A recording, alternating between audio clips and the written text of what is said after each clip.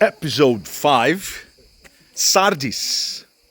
And the title goes for When Appearance Doesn't Match Reality. Welcome back to Walking Through the New Testament. Today we're standing among the ruins of the ancient city of Sardis.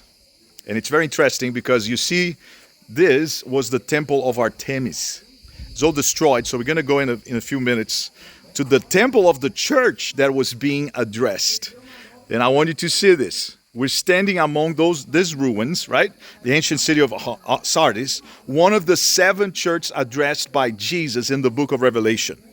So Sardis was once one of the greatest cities in the ancient world. The city sat nearly 1,500 feet above the valley on a massive plateau surrounded by steep cliffs. Because of its natural defenses, the people of Sardis believed their city was impossible to conquer. Think about this. This is very serious. They felt secure, untouchable, invincible, but history tells a different story. In 546 BC, the Persian king Cyrus captured Sardis in an astonishing way. One of his soldiers noticed a Sardian guard climbing down a hidden path to retrieve a fallen helmet, right? So that night, the Persians used the same path to scale the cliffs.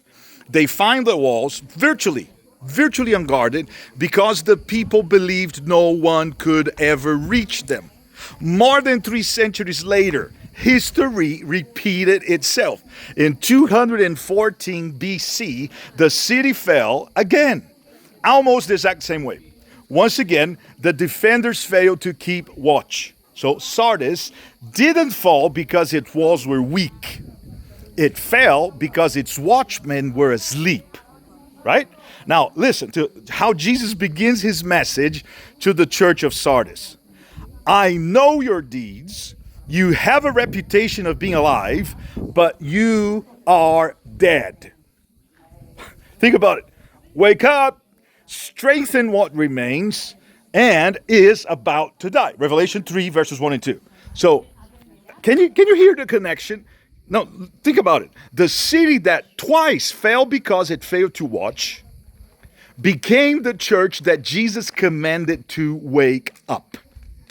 This wasn't just like a warning. It was a reminder drawn directly from their own history.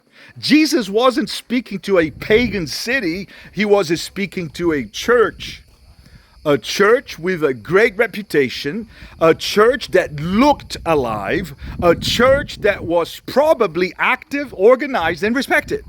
But the one who says beyond appearances declared, you have a reputation of being alive, but you're dead. What a sobering thought. Think about it. It's possible to impress people while grieving the heart of God. It is possible to maintain programs, ministries, and traditions while quietly losing our dependence on the Holy Spirit. So the greatest danger isn't always open persecution. Sometimes it's silent complacency. It's assuming that yesterday's victories guarantee today's faithfulness.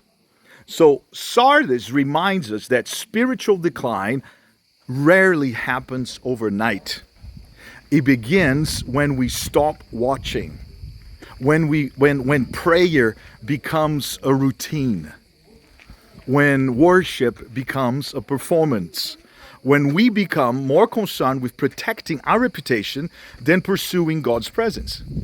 So, as we stand here today, surrounded by all the ruins of what was once considered an unconquerable city, I'm reminded that no amount of past success can replace present obedience. Jesus isn't looking for churches that merely appear alive. And by the way, this is the little church, very little compared to the temple of Artemis that was there. He's looking for people whose hearts are fully awakened to him. So let me leave you with the same challenge Jesus gave Sardis, right? Wake up, strengthen what remains, return to our first devotion, Don't live on yesterday's victories. Walk closely with Christ today, because a church can have a great name and still desperately need revival. Right? History is powerful, but only when it changes us. I'm Pastor Leif Wenderson, and I wanted to show you right quick the size of the church that was just by the temple. It's very tiny. Look at this. This is it. This is it. Again, I'm Pastor Leif. Until next time, keep walking with Jesus. See you soon. Bye.